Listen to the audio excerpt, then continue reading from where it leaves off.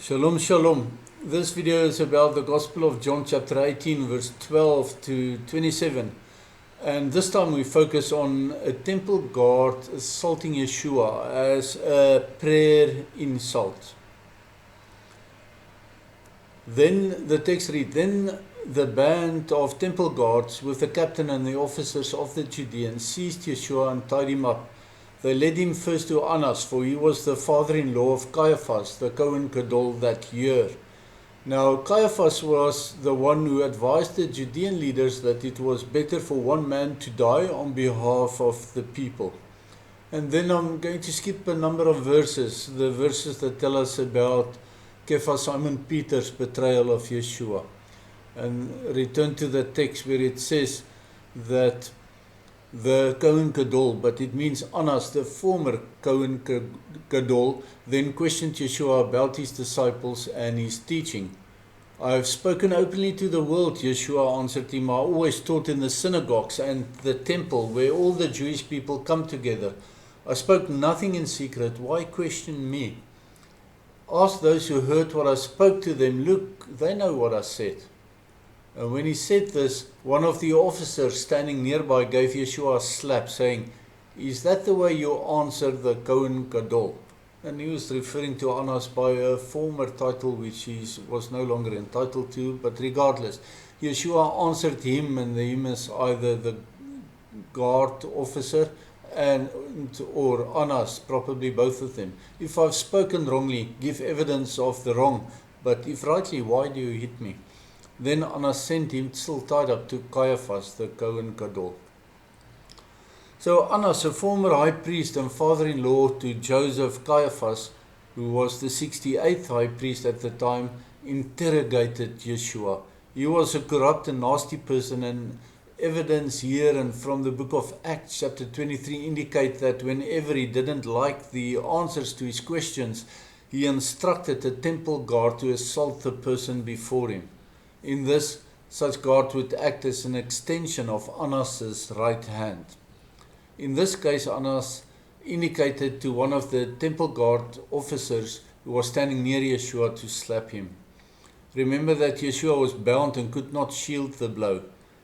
This officer of the guard, who showed no respect for Yeshua, demanded that Yeshua showed more respect to the utterly despicable Annas, referring to the corrupt former high priest by a title he no longer bore, not for more than a decade, not for 15 years, as Annas served as the 64th high priest between the years 6 to 15 AD, and this event happened in 30 AD, 15 years after Annas was put down from the position of high priest. So in response to this undeserved and unprovoked assault on order, Yeshua said to both the officer and to Annas that if he spoke wrongly, they had to point out what he said that was wrong. And they could not, of course, because he committed no wrong, and therefore he asked why and what he was assaulted for then. The point being that neither Annas nor his lackey, the officer, complied with the Torah in their malpractice of justice. It is amazing that no demon, and not even Satan himself, dared ever to lift their hands against Yeshua. Not ever. But Annas and his officer of the guard had no such restraint.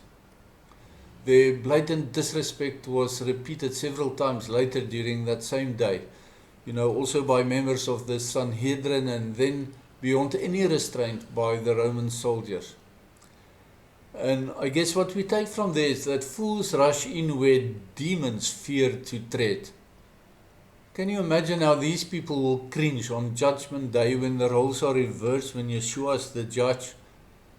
They certainly face an eternity consisting of slaps and blows and worse than that.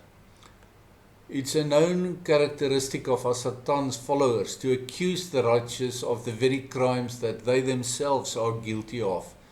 This in our days evident from the radical leftist woke people and from Islamists alike. By your fruit you will be known. Annas and his officer of the guard were no different to these people. They accused Yeshua of disrespect when it was they themselves who practiced disrespect. In Judaism, it's said that one who slaps another Jew is considered as though he slapped the cheek of the divine presence. This was the actual case here. The slap slapped the cheek of the divine presence. A slap in Judaism is seen as a profound sign of dishonor and dehumanization. In Matthew 5 verse 39, Yeshua taught us not to resist an evil person. He said, if any evil person slaps you on the right cheek, turn to them the other cheek also. That's what he taught. It seems as if he had Annas in mind when he said so. Yeshua's teaching is not to descend into tit-for-tat slaps in the face, but to turn the other cheek. And this means not to lower yourself to the lowest common denominator, but to trust that Adonai will do justice for you and to you, and he will avenge. Therefore, here before Annas, Yeshua illustrated that lesson for us to learn from. And with that, I bid you shalom, shalom.